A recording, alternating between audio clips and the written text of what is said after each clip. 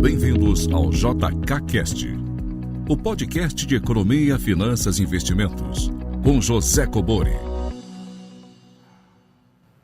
Sejam todos muito bem-vindos a mais um episódio do JKCast. Para enviar perguntas via áudio ou texto para o WhatsApp 61 981 17 0005. Como de costume, para sermos mais objetivos e sem mais delongas, vamos à primeira pergunta. Olá, professor Cobori. Aqui é o Edson de São Paulo. Parabéns pelas suas explicações, sempre muito precisas, muito didáticas.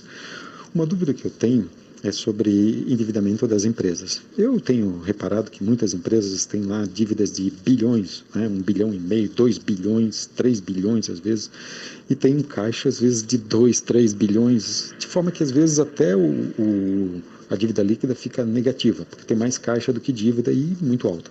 Eu vi uma casa de análises aí dizendo que para a empresa muitas vezes compensa fazer dívida mesmo.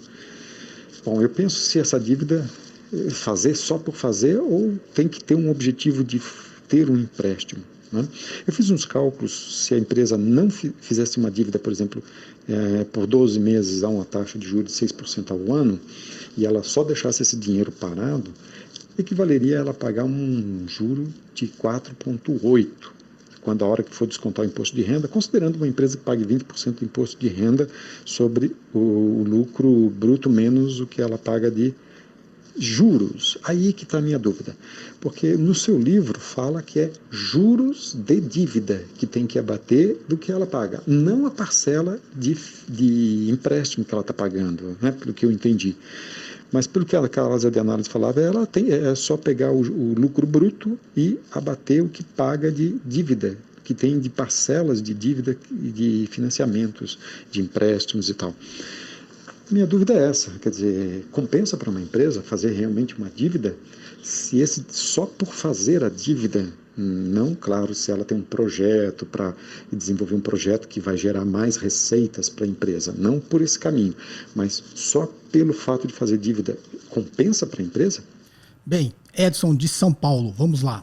Essa é uma dúvida bastante frequente, né? Até para quem já entende de finanças, qual que é a lógica de você ter o que a gente chama de alavancagem financeira, que é injetar dívida na estrutura de capital da sua empresa. Por que chama alavancagem financeira? Porque você está alavancando alguma coisa. No caso aí você está alavancando o retorno do acionista. Pelo simples fato de que quando você compõe o capital de uma empresa, tem o capital próprio e o capital terceiros, né? O capital próprio é o que os acionistas aportaram na empresa, e o capital terceiros é dívida, é o que a empresa tomou de dívida no mercado. O capital terceiros é mais barato que o capital próprio. Isso vai um pouquinho contra a crença popular, né? Por quê?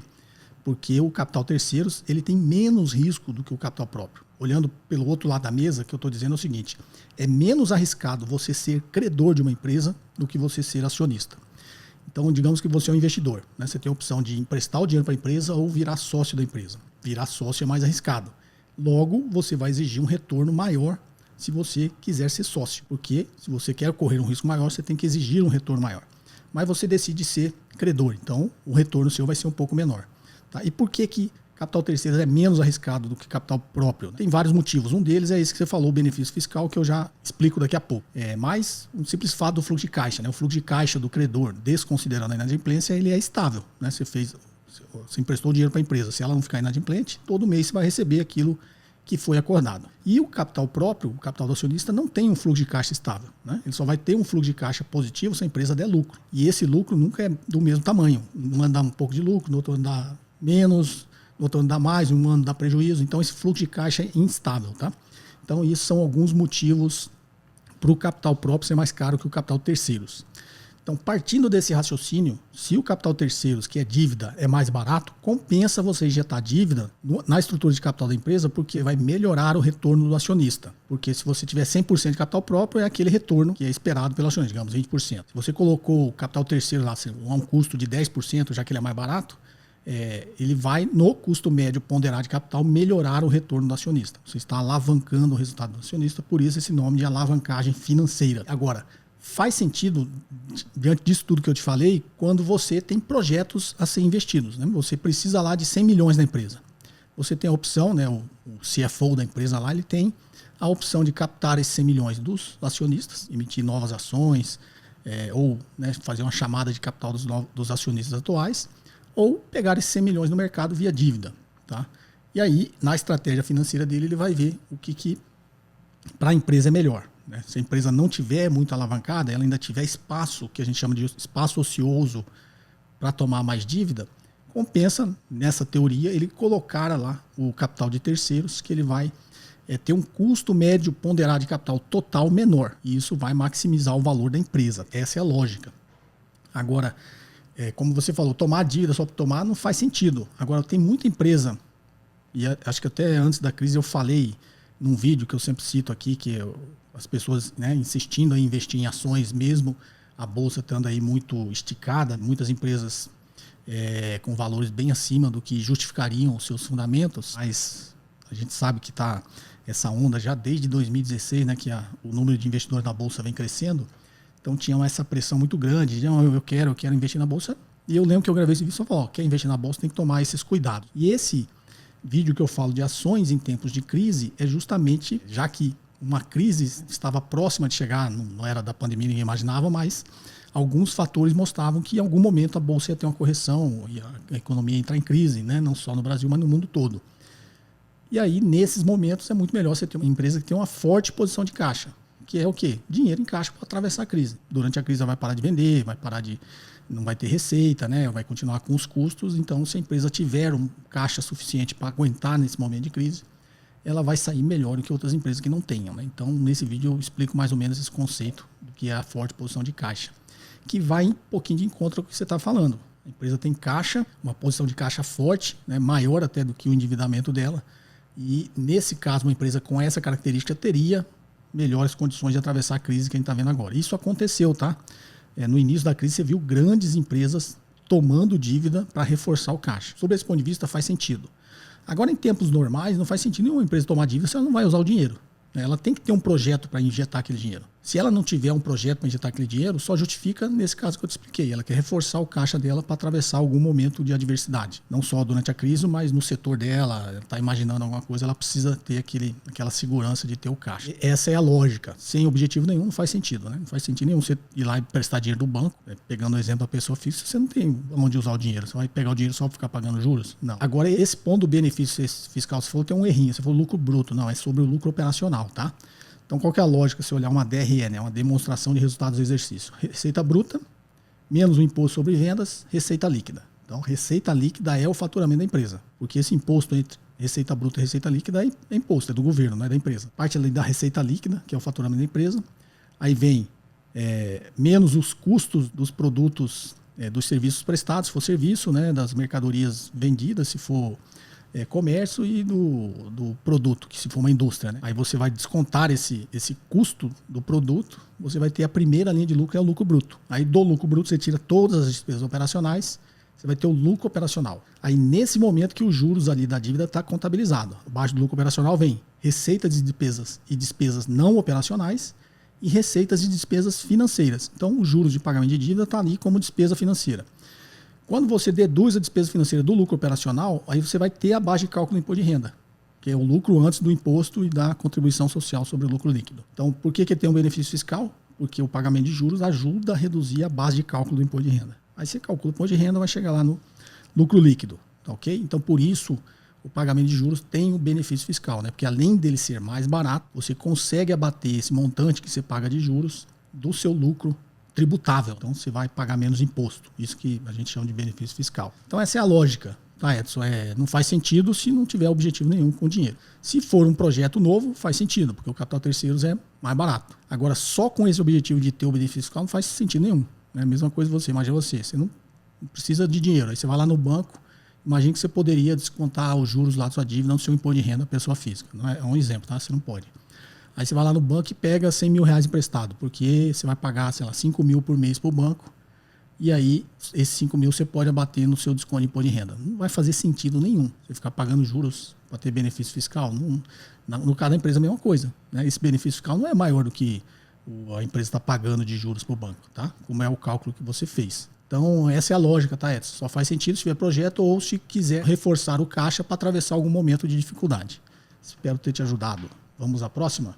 Bom dia, José Cobori. Meu nome é Fernando Augusto, sou de Belo Horizonte. Eu sou um pequeno investidor, que eu já invisto há 2 anos. Acabei de passar pela minha primeira crise com o corona e a minha dúvida é sobre o seu vídeo sobre timing.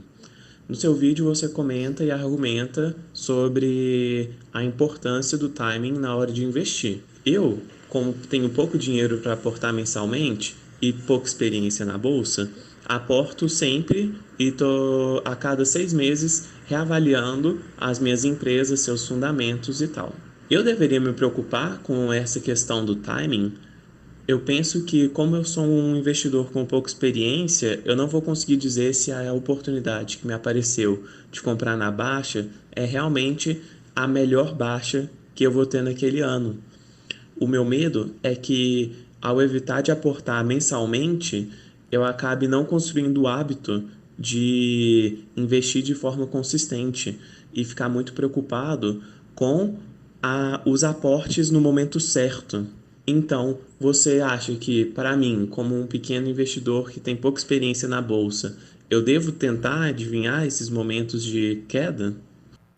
Fernando de Belo Horizonte, vamos lá, Fernando. Isso é uma dúvida bastante comum, né? Esse meu vídeo que eu coloquei, eu vi que teve bastante pergunta ali, bastante dúvidas, né, sobre o time. As pessoas, você não pode confundir meio que como se fosse uma especulação. Eu vou tentar adivinhar quando tem a queda para eu comprar. E aí, pior ainda, nesse exemplo que você deu, né? Será que é a melhor queda? Ninguém sabe. A bolsa caiu, será que vai cair muito mais do que isso? Ninguém sabe disso. E nem é previsível, né? Você nem consegue saber. O conceito do timing que eu estou dizendo, que é o que os grandes investidores, se você olhar todos eles, né, tem esse negócio do timing. O timing na cabeça dele não é medida de tempo, só vou investir durante as crises. Não.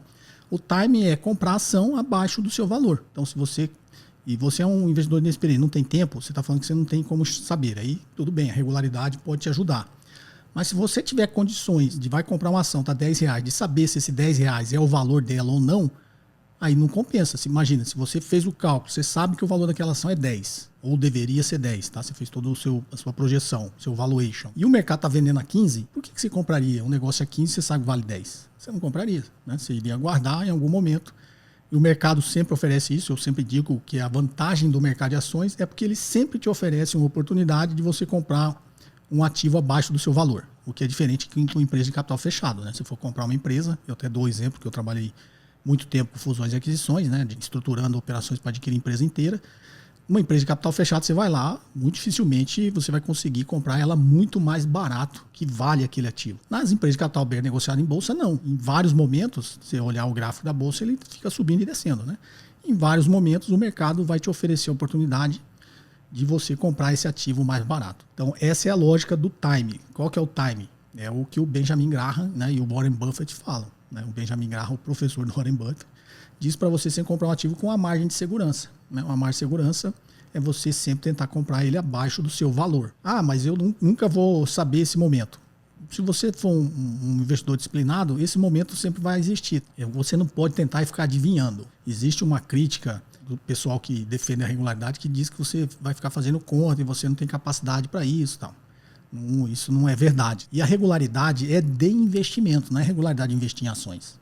O que é a regularidade de investimento? Você poupa R$1.000 todo mês. Pela lógica que você falou, parece que você é obrigado a chegar lá e todo mês você comprar ações. Não, você não precisa comprar ações todo mês, mas você precisa poupar todo mês. Essa é a regularidade que você precisa. Então, você poupou, tem R$1.000 agora.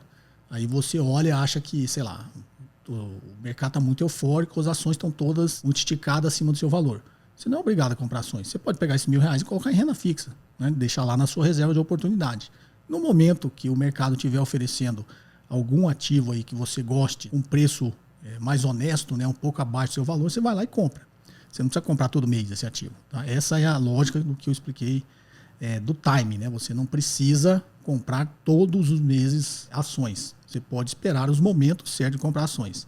E o momento certo não é só durante as crises, não. Se você olhar um gráfico de ações, né, de qualquer ação, ele parece um eletrocardiograma. Uma hora está alto, outra hora está baixo.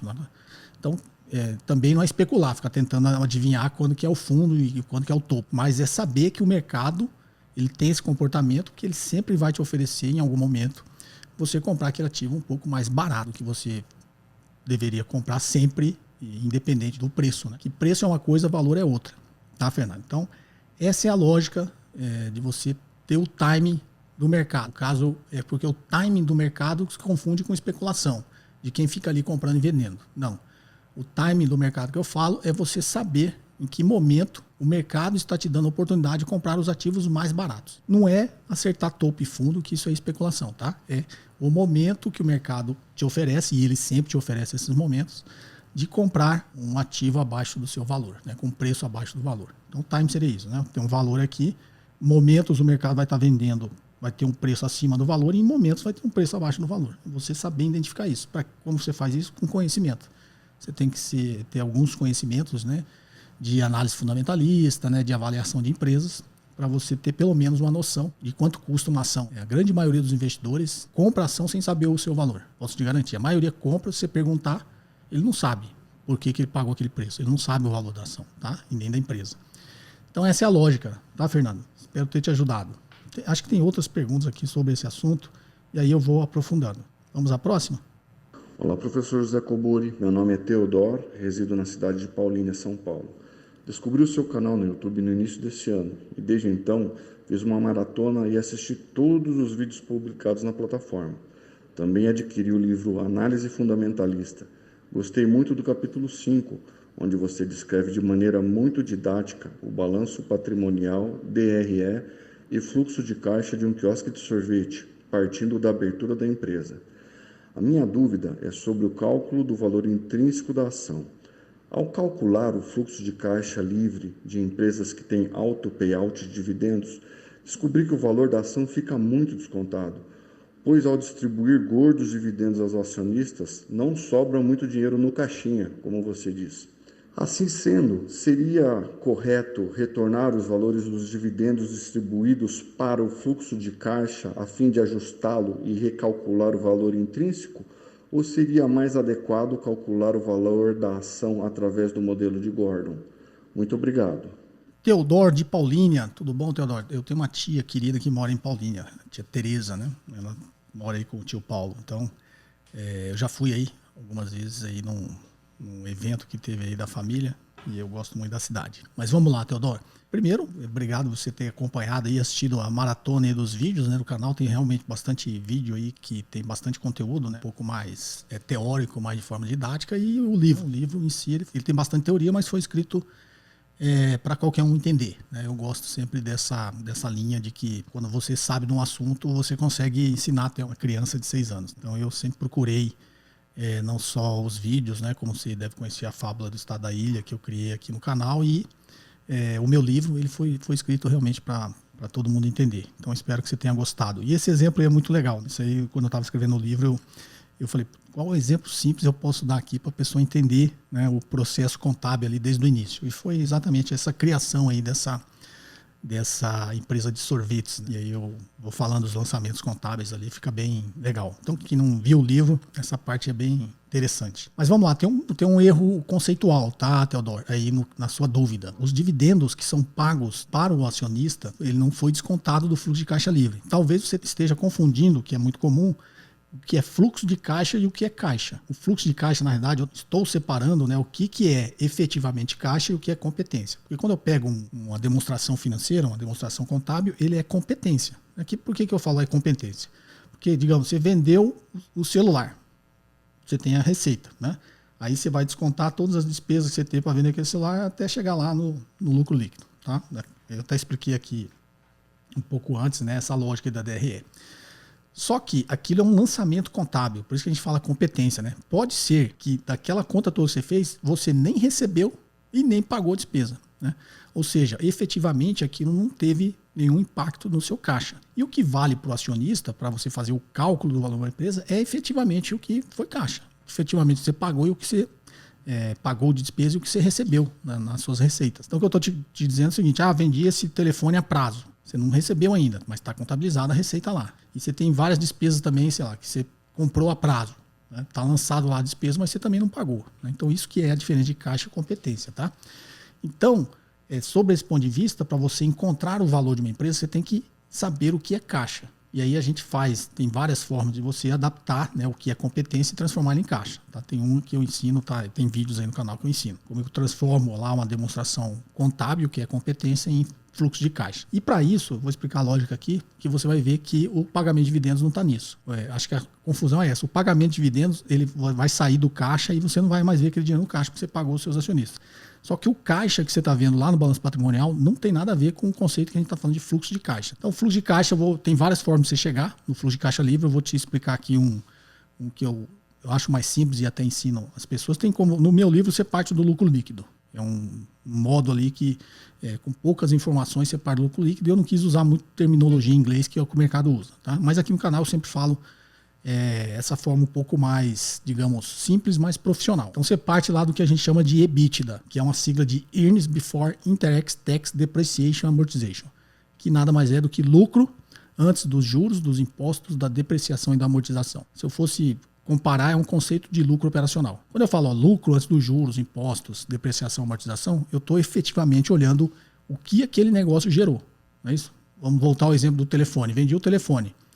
E aí eu quero saber, imagino que a minha empresa só tem, a única receita é esse telefone. Então eu quero saber quanto de lucro operacional eu dei ao vender esse telefone. Aí eu tenho que desconsiderar o que eu paguei de juros, que eu peguei dinheiro emprestado, eu tenho que desconsiderar os impostos que eu vou pagar para o governo, e eu vou desconsiderar a depreciação, amortização de dívida, depreciação de algum ativo, um bem de capital que eu tenha na minha loja, né, para poder conseguir vender esse telefone. Então, quando eu desconto tudo isso aí, eu estou efetivamente vendo o que o meu negócio gera de lucro. Por isso chama lucro operacional. E esse conceito, o EBITDA, você vai ver em qualquer demonstração financeira, quando a gente está falando de ações, por isso que eu gosto de usar esse termo, qualquer projeção, relatório de analista, vai estar lá o EBITDA. E isso é bom porque quando você for olhar uma empresa estrangeira, também vai ter esse mesmo termo. Então o EBITDA é isso. Então você parte do EBITDA e aí você tira a depreciação e amortização. Porque tem benefício fiscal, você quer calcular aqui o fluxo de caixa livre, você tem que calcular o imposto. Para você calcular o imposto, como a depreciação tem um benefício fiscal, ou seja, ele reduz a base de cálculo do imposto, você tira a depreciação e amortização, aí você vai chegar no que a gente chama de EBIT. O EBITDA, eu tirei o D e o A do final da sigla, o EBITDA. Então eu tirei depreciação e amortização, aí eu viro o EBIT. E aí é o lucro antes dos juros e dos impostos. Ok? Aí eu calculo o imposto de renda, CSLL, e chego aí, eu vou mudar um pouco o termo, que também você vai ver isso em várias projeções, que aí eu chamo de NOPAT, que é NOPAT. É o Net Operational Profit After Tax. O que quer dizer isso?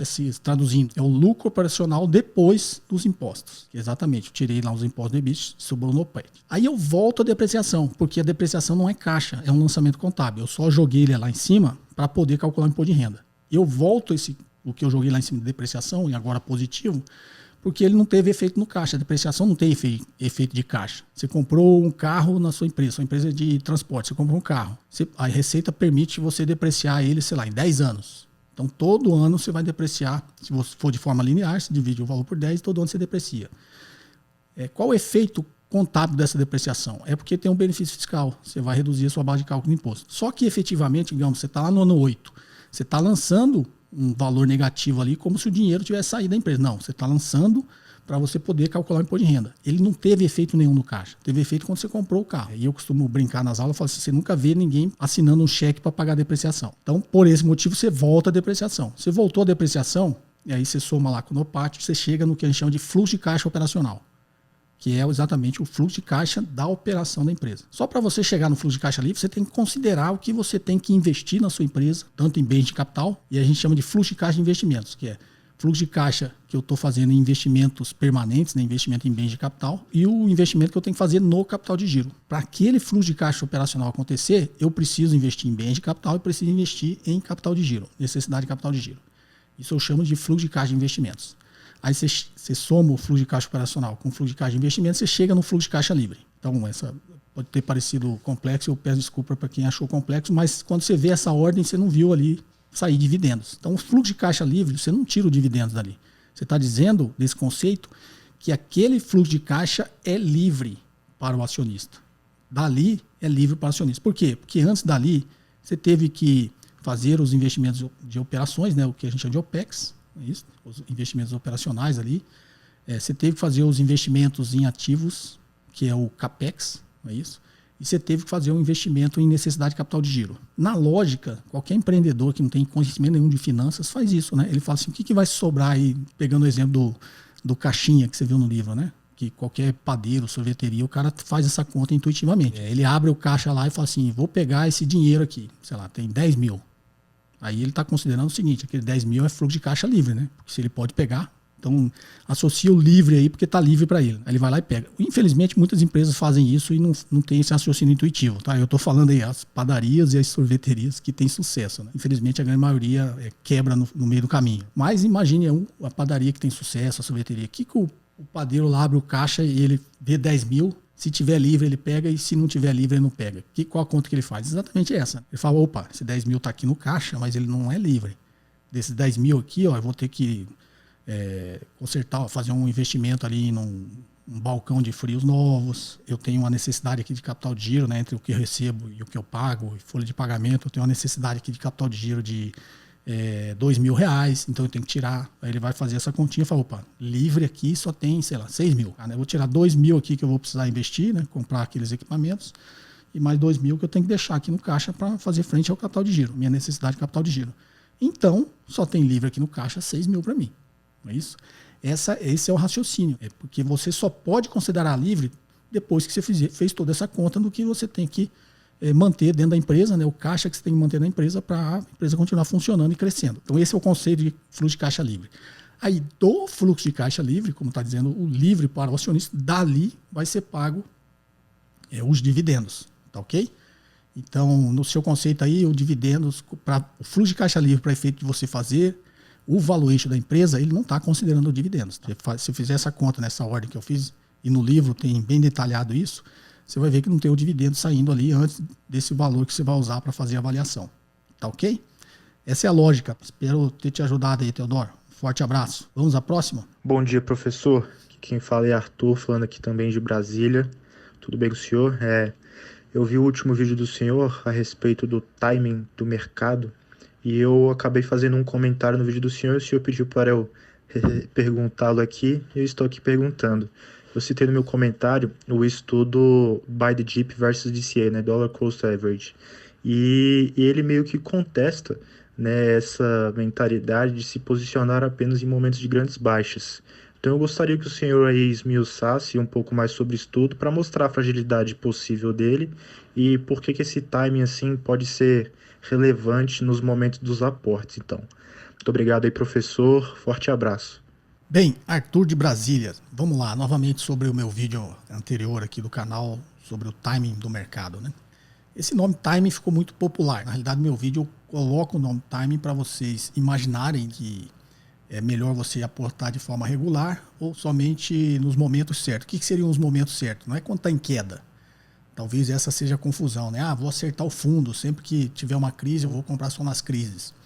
Não, o momento certo na cabeça dos investidores, inclusive é o que eu coloco nesse vídeo, né, dos investidores de sucesso, todos eles você vai ver que ele não aporta de forma regular. Tanto o Warren Buffett, quanto o Benjamin Graham, quanto o Peter Lynch, Ray Dalio, qualquer um desses investidores de sucesso, você vai ver que ele não compra todos os meses. Ele compra quando ele acredita que aquele ativo, primeiro, é um ativo bom, vai crescer, tem uma perspectiva boa de crescimento a longo prazo, a empresa tem bons fundamentos, a empresa tem vantagens competitivas, né, isso bem na linha do Warren Buffett, então, quase todos eles seguem muito essa linha, né, e, teoricamente, aquela ação está descontada. O que é uma ação descontada? Ela está com preço inferior ao que eles julgam que é o valor da ação. Então você vai lá e olha uma ação, você faz toda a avaliação, né, projeta o que deveria valer aquela empresa, e sei lá, a ação deveria valer R$10.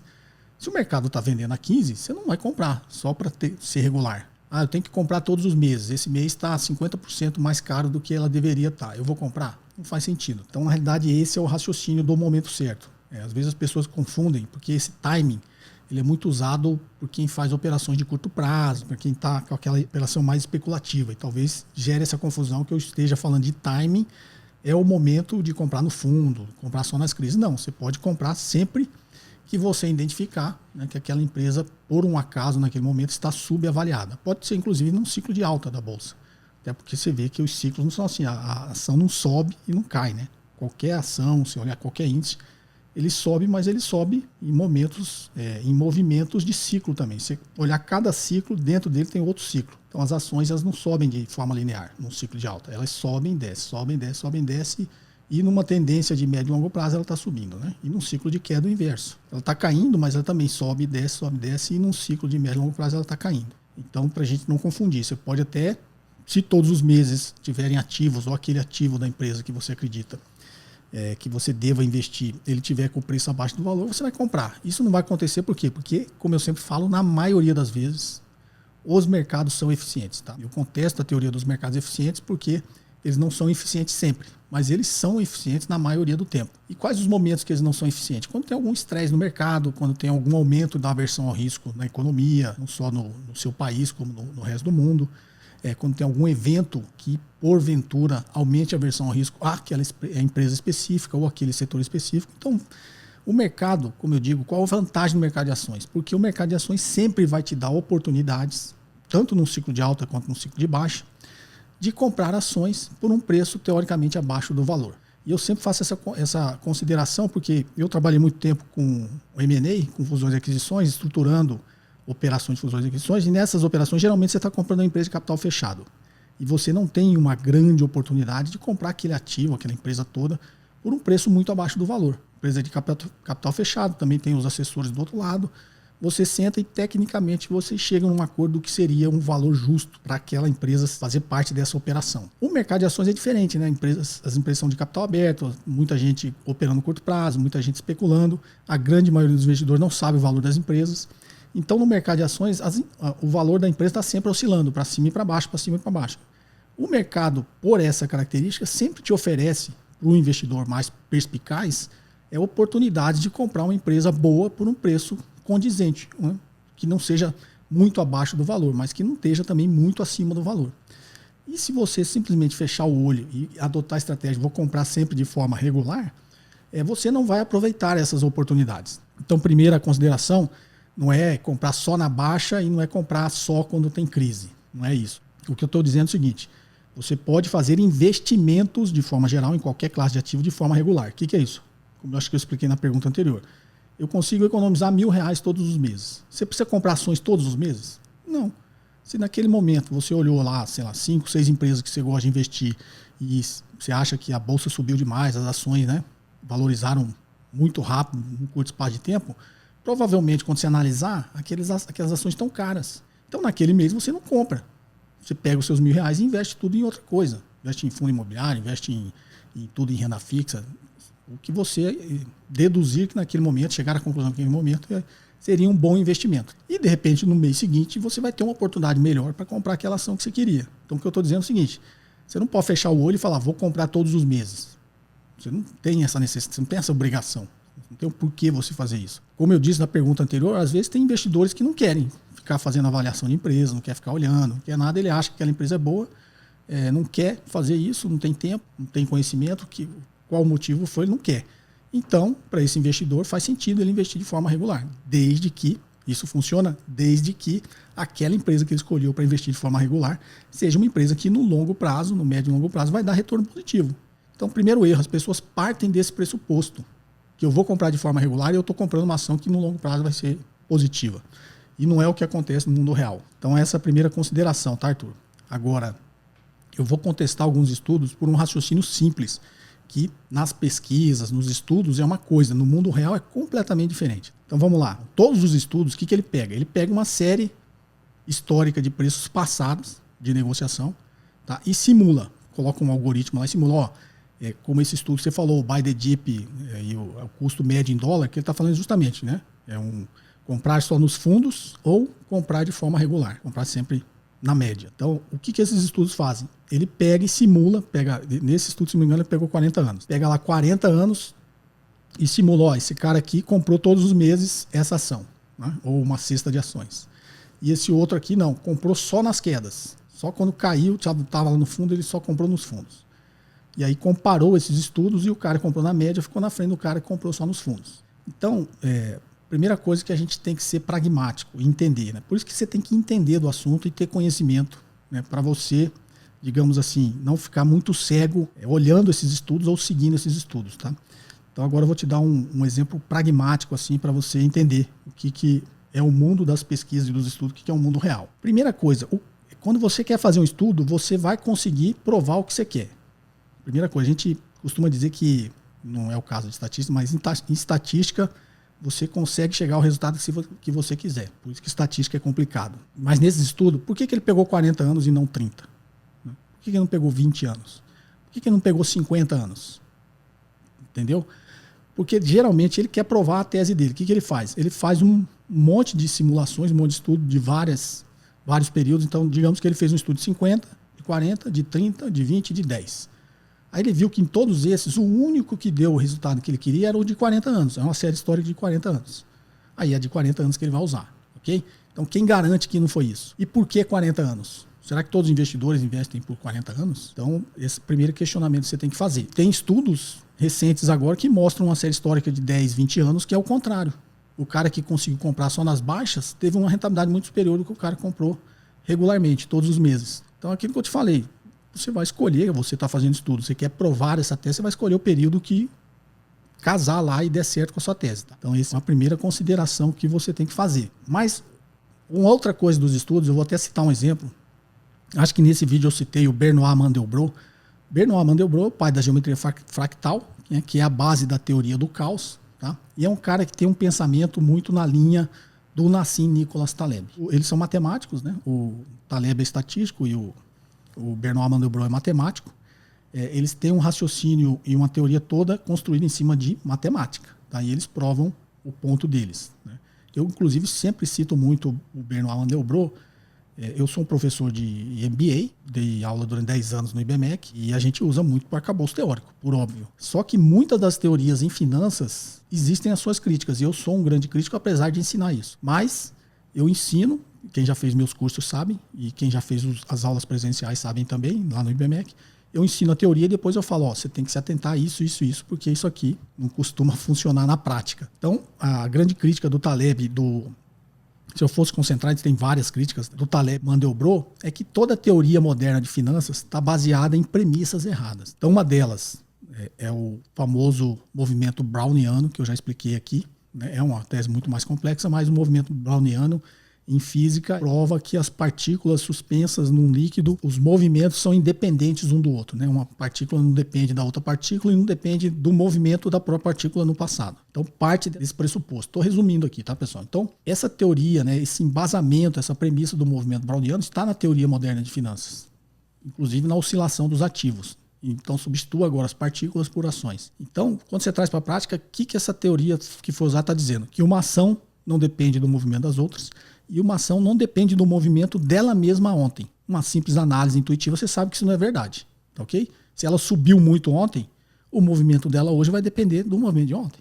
Ou se ela caiu muito ontem, o movimento de hoje dela vai depender do movimento de ontem. Então, são algumas premissas teóricas que são usadas, que são criticadas pelo Benoit Mandelbrot. Uma outra é a distribuição normal, a famosa distribuição gaussiana em estatística, que é aquele sino, para quem conhece estatística, aquele sino, né, em formato de sino, onde o que ele está dizendo? Que tem uma média, imagina um desenho do sino, né, tem a média e ele diz que todas as observações, que são os desvios padrões, 95% estão concentradas a 2 desvios padrão dessa média. E o resto, os outros 5%, que eles chamam de cauda, né, ou seja, aquela cauda do sino, 2,5% e 2,5% por outro lado, que são os outros 5%, falta 100%, estão ali na cauda e são, teoricamente, na teoria, quando eles utilizam isso, irrelevantes. E o que o Mandelbrot prova e o Nassim Taleb prova é que não interessa você estar 95% do tempo aqui dentro da curva de sino, né? Não interessa, o que vai fazer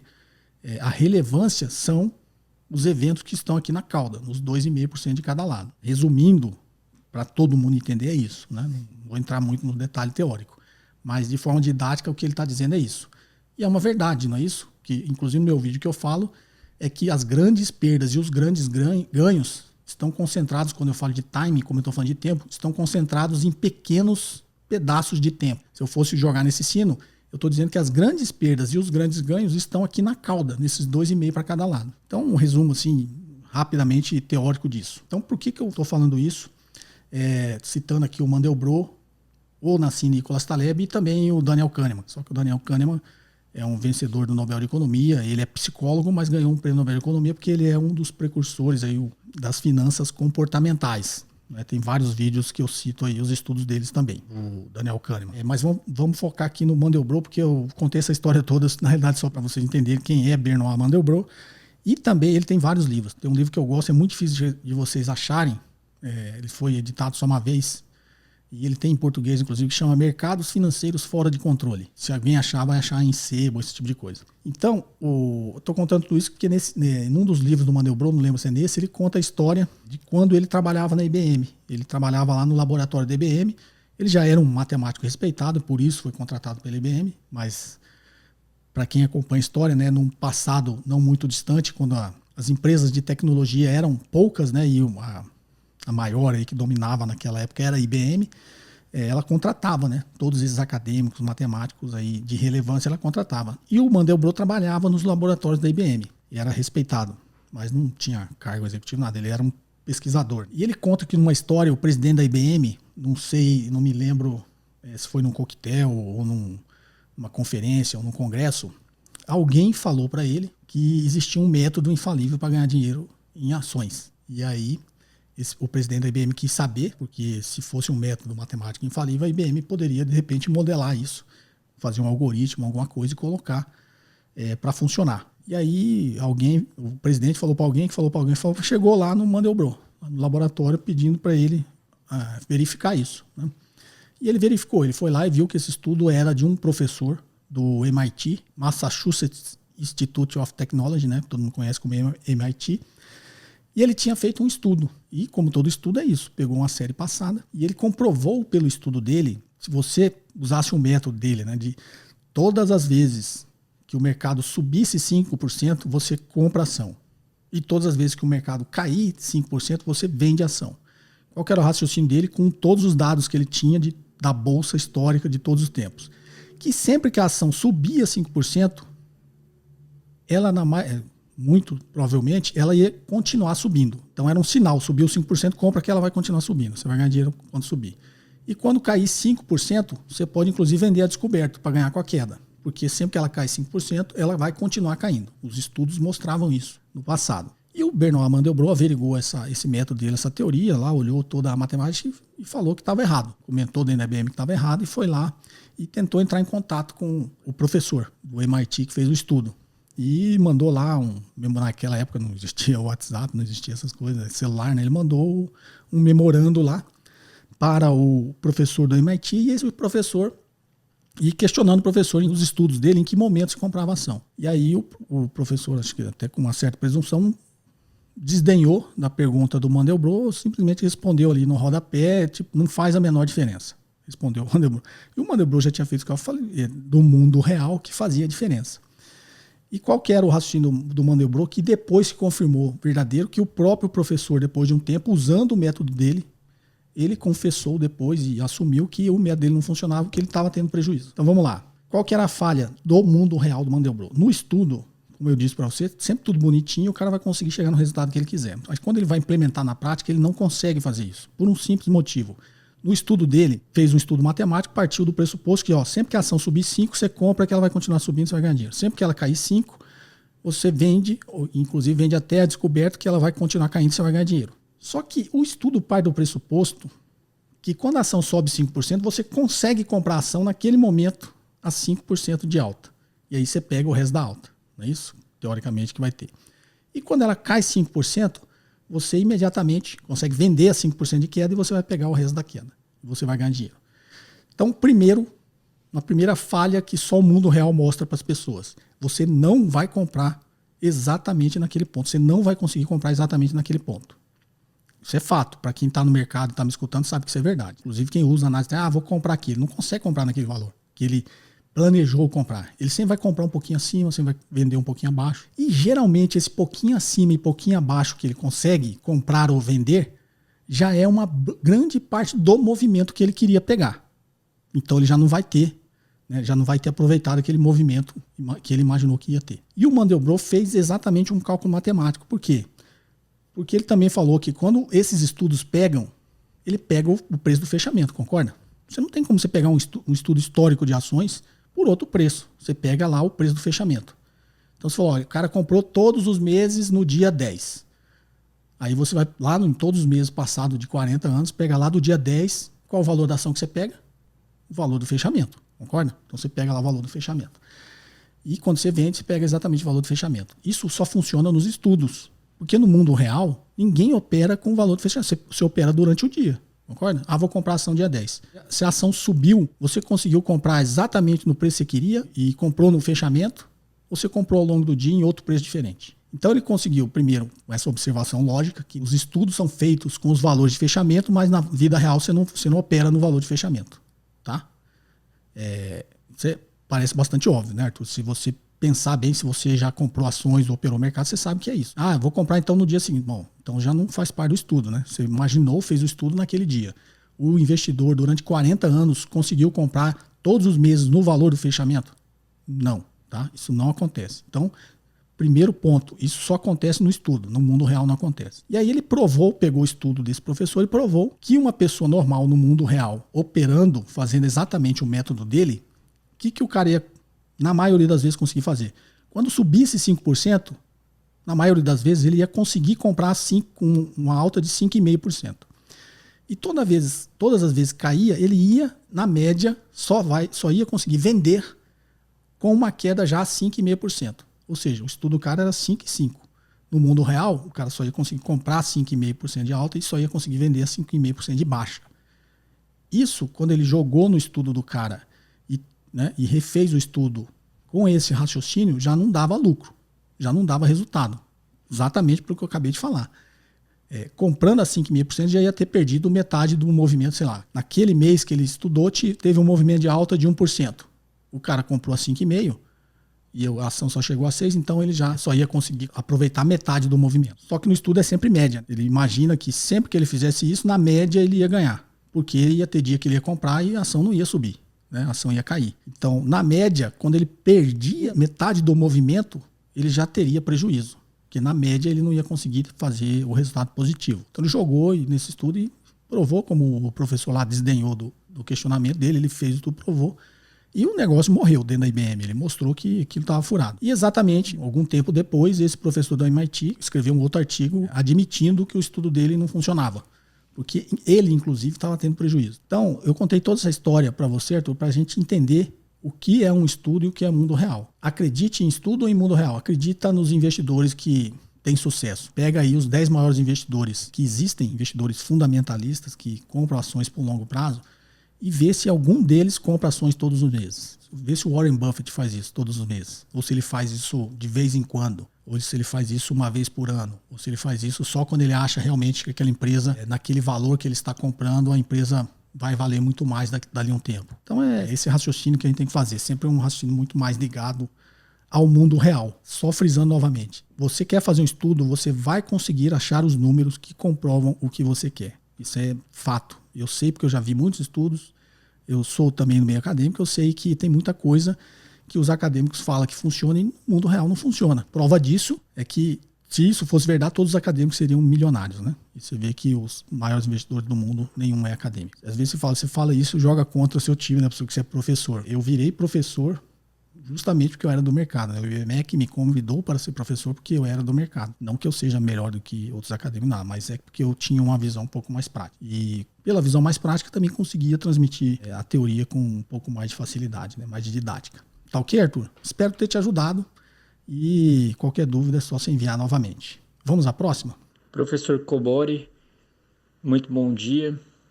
Primeiramente, muito obrigado pelos seus ensinamentos, pelo podcast, pelos vídeos no YouTube. O senhor faz um trabalho brilhante e ajuda muita gente que não tem tanto contato com o mercado financeiro ainda, e até aqueles que já têm alguma bagagem, algum conhecimento e que conseguem expandir essa visão sobre o mercado. Minha dúvida é sobre fundos imobiliários. Sei que o canal foca mais em ações, mas sei também que o senhor domina esse tema. Sobre fundos imobiliários, a minha dúvida é sobre o modelo de Gordon, se ele seria o modelo mais interessante para fazer projeções de um possível valuation ou uma precificação, pelo menos. Um grande abraço e um ótimo final de semana. Bem, eu escutei aqui, eu não escutei o seu nome, acho que você não se identificou, tá? Mas vamos lá. Fundos imobiliários, né? Tem várias teses aí de fundo imobiliário. Vamos fazer um raciocínio simples. Você está entrando no fundo imobiliário, ele te dá várias vantagens do que comprar um imóvel diretamente. Primeiro, o volume de dinheiro que você precisa ter para investir no fundo imobiliário é muito menor do que você precisa para comprar um imóvel. Segundo, que o fundo imobiliário tem muito mais liquidez. Você comprar um apartamento, então no primeiro caso você vai ter que ter o valor do apartamento inteiro. Sei lá, o apartamento vale 500 mil, você vai ter que ter 500 mil para comprar. Para entrar no fundo imobiliário você não precisa ter 500 mil, você pode entrar lá com 100 reais inclusive, né? Em alguns fundos, mas sei lá, você vai entrar lá com 1.000 reais. Então ele dá acesso a qualquer investidor. Né? Qualquer investidor pode aproveitar aí a rentabilidade do mercado imobiliário. Segundo, tem mais liquidez. Quando você for tentar vender o seu imóvel de 500 mil, você não consegue vender ele na hora que você quer, né? Da noite para o dia. Você vai levar alguns meses, talvez. E no fundo imobiliário, não. Tem liquidez na bolsa, você consegue vender no mesmo dia, se você quiser sair. O terceiro, muito óbvio, é a isenção de imposto de renda na distribuição de rendimentos do fundo. Expliquei a diferença só para a gente pontuar e as pessoas saberem a diferença que eu estou mostrando entre os dois, mas eu quero chegar no seguinte ponto. É mercado imobiliário. Né? Tem todas as suas vantagens, por isso que os fundos imobiliários crescem muito, né? A adesão deles pelos investidores, mas é mercado imobiliário. O que tem dentro de um fundo imobiliário? O que é um fundo que eu sempre digo? Um fundo é uma empresa de participações. Então, em vez de você estar comprando um imóvel sozinho, você está lá com 1.000 sócios, né? Num fundo de uma empresa de participações, é sócio de uma empresa de participações que compra imóveis. Então, quais ativos dos fundos imobiliários? Ele compra imóveis, do mesmo jeito. Ele vai lá e compra, se é um fundo especializado em galpões, ele vai lá e compra um monte de galpão logístico e aluga para as empresas de logística. O que você faria com o imóvel? Você compra um apartamento para investimento, você compra para alugar para alguém. Então, é o mesmo raciocínio. Só que você está via fundo, você está com uma empresa de participações ali, comprando participações nesses ativos. Na verdade, eu estou querendo simplificar o raciocínio, tá? Você, na essência, esquece tudo isso de mercado financeiro. Pensa como se estivesse pensando no mercado imobiliário, né? Você comprando ali um imóvel para investimento, que até pouco tempo atrás era assim que as pessoas faziam, né? Agora, de um tempo para cá, que se popularizou bastante o fundo imobiliário. Então, quando você compra esse apartamento diretamente, você está preocupado em fazer o investimento. Então, como uma ação, ele tem duas fontes de rentabilidade.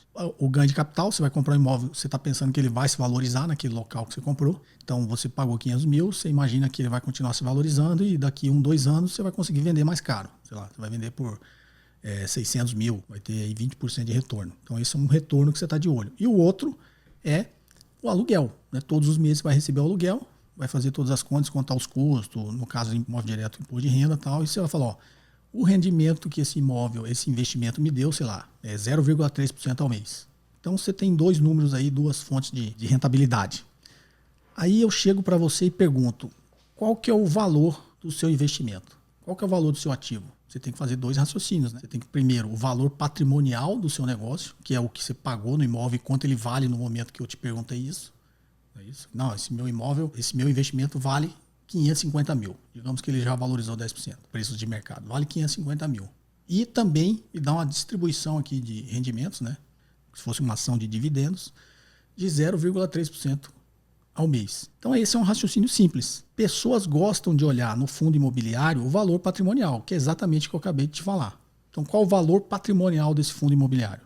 É 100 milhões. Quando você multiplica a quantidade de cotas pelo valor da cota na bolsa, você vai chegar à conclusão que o valor de mercado, o valor das cotas, está acima desse valor patrimonial. Então é um primeiro sinal para você, que você vai falar, opa, o mercado está vendendo os imóveis mais caro do que eles valem, pelo menos de forma patrimonial. É óbvio que você tem outros estudos aí, mas estou dando um raciocínio simples. Mas esse fundo também distribui rendimentos na ordem, sei lá, de 0,2% ao mês, isentos de imposto de renda. Então esse é um raciocínio. Quanto que tem que valer a cota desse fundo imobiliário? Primeiro raciocínio, você tem que olhar para o valor patrimonial, ou seja, quanto valem os imóveis que estão lá dentro. Segundo, ele vai distribuir rendimentos? Vai. Aí, por isso que tem vários fatores que você tem que olhar no fundo imobiliário. Vacância. Quanto ele tem de vacância? O que é vacância? Ele tem 10 imóveis, mas só tem 8 alugados. E os 8, se for, sei lá, eu dei o exemplo de galpão logístico, né? Então, digamos que o galpão, cada um é de uma empresa. Então, só tem 8 alugados. Se fosse um prédio comercial, esse prédio aqui só tem... ele tem 10 prédios, mas cada prédio tem uma vacância diferente, né? Então, nesse prédio aqui, ele só conseguiu alugar 70% das salas. Então, ele tem 30% de vacância. Então, aquele potencial de rendimento que aquele imóvel tem não está todo alugado. Ele não está explorando aquele potencial. Se fosse lá no imóvel, você comprou um imóvel de 500 mil e pensou no rendimento do aluguel, mas você não conseguiu alugar ele. Ele está lá Você está de olho só, por enquanto, na valorização ali do imóvel, porque você não está conseguindo retirar renda de aluguel. Então o raciocínio é muito simples, você tem que olhar como se fosse olhar um imóvel. Então no fundo imobiliário, primeira coisa, olha o valor patrimonial. Segunda coisa, vacância. Vacância tem 2 lados, né, que você olha. Tá? Aí você tem que olhar para o valor da cota. Se o valor da cota estiver mais ou menos próximo do valor patrimonial e ele tiver muita vacância, você tem que olhar pelo lado do risco. Muita vacância pode ser que o imóvel seja ruim, esteja num lugar ruim, esteja num momento ruim da economia. Né? As empresas estão cancelando os aluguéis, porque agora, depois da pandemia, está tudo em home office. Então, aquele potencial do prédio, na realidade, não é ocupar essa vacância, não é aumentar o aluguel. É muito mais começar a aumentar a vacância. Então, você tem que fazer análises um pouco mais pontuais. Tá? Então, por um lado, na análise que você fizer, se o risco dele é aumentar a vacância, é um mau negócio. Aquele valor da cota ele tende a desvalorizar. Se, por outro lado, a economia está bem, não tem nada disso que eu falei, e ele tem esses 30% de vacância, você pode ver como potencial. Ele ainda tem 30% do espaço dele para ser alugado. Se a tendência é ele não perder os aluguéis e sim aumentar os aluguéis, então ele tem um potencial de crescer o rendimento nesse fundo.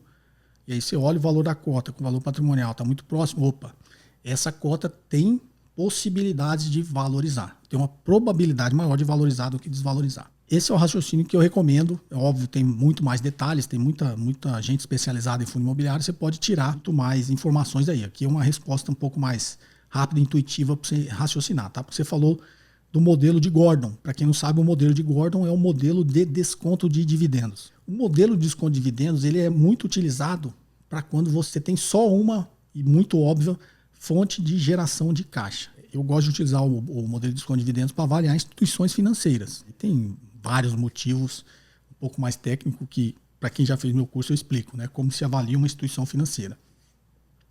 Se eu for avaliar um banco, eu uso o modelo de desconto de dividendos porque eu estou de olho na distribuição de dividendo do banco. Por que eu não olho muito o valor patrimonial? Porque banco é complicado se olhar valor patrimonial. Por quê? Porque o que para nós, para as empresas normais, é um passivo, por banco é um ativo, concorda? Você põe dinheiro no banco, você passa a ser credor do banco, não é isso? O banco você depositou lá, aquele dinheiro é seu, não é do banco. Então, para o banco é uma dívida, é um passivo, para você é um ativo, não é isso? Só que o passivo do banco ele considera ativo. Por quê? Porque ele vai usar o seu dinheiro para gerar dinheiro. O banco não faz intermediação.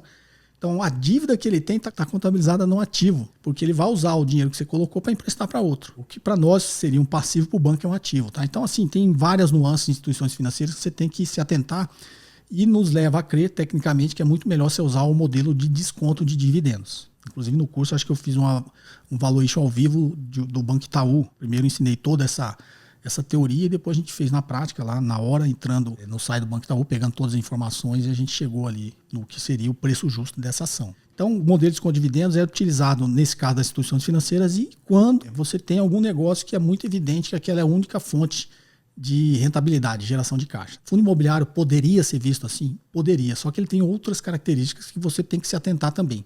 Porque se você usar só o modelo de Gordon para fazer o desconto dos dividendos, das rentabilidades, né, que o fundo te distribui, trazer valor presente todo esse negócio, pelo custo de capital, é muito mais complicado do que você fazer essa avaliação um pouco mais intuitiva e um pouco mais lógica na cabeça de todo mundo. Não sei se eu compliquei, mas espero ter te ajudado. Você não falou o nome aqui, mas um forte abraço para você. Vamos à próxima? Boa noite, professor José Cobori. Meu nome é Yuri Chiminello, sou de Vitimarsum, Alto Vale do Itajaí, Santa Catarina. Eu tenho uma pergunta em relação à inflação. O conceito de inflação é um aumento desordenado dos preços dos produtos, né, pelo excesso de consumo. Todavia, eu estou percebendo, e muitas pessoas que possam estar ouvindo esse áudio devem estar percebendo, que no dia a dia está ocorrendo, pelo menos nos últimos 6 meses, 1 ano aí, na prática está ocorrendo um aumento exagerado das coisas, tanto no mercado, quanto no material de construção, quanto nos insumos agrícolas e em peças e etc. E a minha pergunta talvez o conceito não é inflação, mas a gente está percebendo esse aumento desordenado. Então como é que seria o nome disso aí? Entendeu? Porque o governo está dizendo que não há inflação, mas na prática está todo mundo reclamando, entendeu? E é verdade, tu vai em qualquer lugar aí, está tudo mais caro. Como é que a gente pode chamar isso? Vamos lá, Yuri do Vale do Itajaí, Santa Catarina. Yuri, você tem razão, tá? Mas eu vou explicar por que é essa confusão.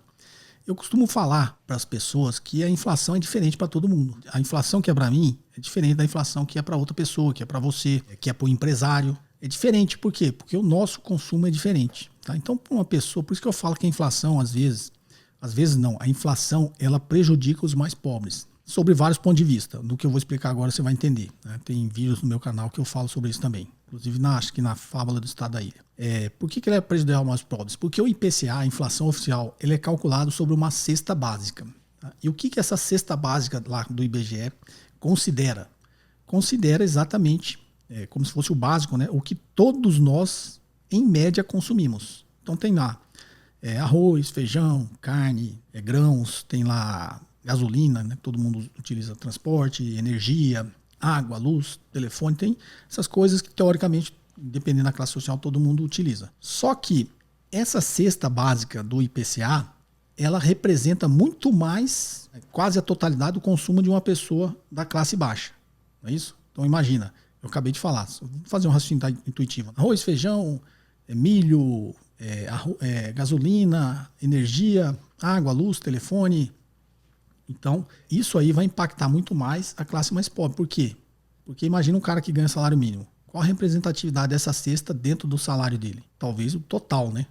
O cara pega lá os R$1.000, quase tudo isso vai nessa cesta básica. Então, essa cesta representa quase a totalidade da renda de uma pessoa de classe baixa. Só que quando você pega essa cesta na renda de uma pessoa de classe alta, de um empresário, ele não representa nem 1%, né, da renda dessa pessoa. Não é isso? Pegar de você, que é classe média, provavelmente, não representa, sei lá, 20% da sua renda, 30%. Então, a inflação sempre prejudica os mais pobres, tá? Por que eu estou te falando isso? Que a inflação é diferente para todo mundo. E aí o conceito, quando você olha o IPCA tem vários núcleos que eles falam, né? Então tem lá inflação de alimentos, inflação de energia, inflação de serviços, tem várias coisas que eles olham dentro do IPCA. Você divide o IPCA em subcategorias, né? Então, agora recentemente teve a inflação de alimentos. O arroz subiu muito, por outros motivos, tá? Um choque de oferta por causa da pandemia, alguns países que exportavam, acho que eu já até expliquei aqui. Alguns países que exportavam seguraram ali por uma segurança alimentar, então diminuiu a oferta de arroz, ao mesmo tempo que aumentou a demanda, né? Todo mundo comendo em casa, você passa, aquela pessoa que comia no self-serve, comia 100 gramas de arroz, lá na casa dele ele não comprou 100 gramas de arroz, ele comprou 10 quilos para deixar em casa, ou no mínimo um saco de 5 quilos. Então teve um aumento expressivo no curto prazo de demanda por arroz, ao mesmo tempo que teve um choque de oferta, uma diminuição da oferta de arroz. O que aconteceu? O arroz subiu muito de preço, não é isso? E assim outros alimentos básicos. Então, quando você olha o IPCA separado, tem lá inflação de alimentos, foi bastante alta. Você olha a inflação de serviços, não foi. Teve até uma pequena deflação. Por quê? Porque serviços foi muito prejudicado com a pandemia, não é isso? O que é serviço? Eu ia no barbeiro cortar o cabelo, né? Eu ia fazer isso, tudo que é serviços, né? Isso diminuiu muito, as pessoas pararam de fazer isso. Muitas nem fazem mais, né? É muito, até pela própria crise. O serviço é uma coisa que você costuma cortar, né, durante as crises.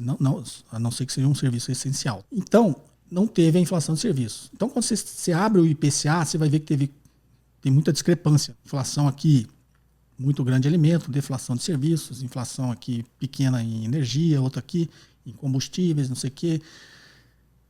Você vai ver vários núcleos com inflações diferentes.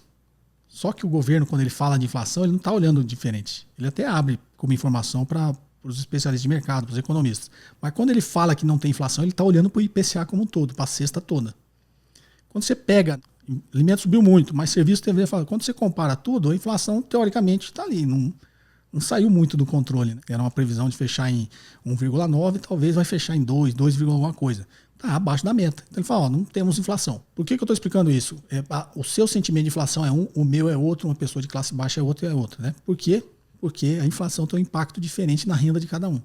Então, infelizmente, né, a classe mais baixa, para ele, teve muita inflação. Não é isso? Porque alimentos, na renda dele, representam um percentual muito maior do que na minha, na sua, na do empresário, do Jorge Paulo Lema, muito menos. Então, para ele, teve inflação, para quem é de classe baixa. Para mim, talvez não teve, ou teve muito pequeno, nem notei esse impacto. Né? Para o outro lá, Ele nem olha para isso, ele nem sabe o que é isso, né? O cara muito rico lá nem está preocupado com a inflação. Então, é isso que gera essa percepção diferenciada se teve ou não inflação. Mas quando você olha realmente para a cesta como um todo, não saiu do controle, não está nem ameaçando o centro da meta. Então, o governo fala justamente por isso, que ele está olhando o IPCA como um todo. Mas nós, separadamente, para nós, cada parte de núcleo desse IPCA tem um impacto diferente para cada um de nós. Por isso a gente tem essa percepção, porque o governo, quando fala em inflação, ele está falando de um aumento generalizado dos preços, que seria como se todos esses núcleos estivessem subindo de forma descontrolada ou fora dos parâmetros que o Banco Central gostaria que fosse. Essa é a avaliação, Yuri. Espero ter te ajudado aí. Pessoal, essa semana teve muitas perguntas, tem bastante em texto, mas eu estou vendo aqui já ficou bastante longo. Eu não queria deixar de responder a pergunta de vocês. Talvez eu responda essas perguntas aqui no vídeo de quarta, tá? Então, para quem enviou a pergunta e gostaria de ver a sua resposta, as que estão em texto, as de áudio eu falei todas aqui. Eu talvez faça uma edição especial aí de quarta-feira e responda aqui, porque tem bastante pergunta interessante, tá? Que eu gostaria de responder. Tá ok, pessoal? Então é isso. O episódio de hoje fica por aqui. Agradeço a participação de todos. Espero que vocês tenham gostado e até o próximo episódio. Um forte abraço. Você ouviu mais um episódio de JK Cast, o podcast de economia, finanças e investimentos com José Cobori.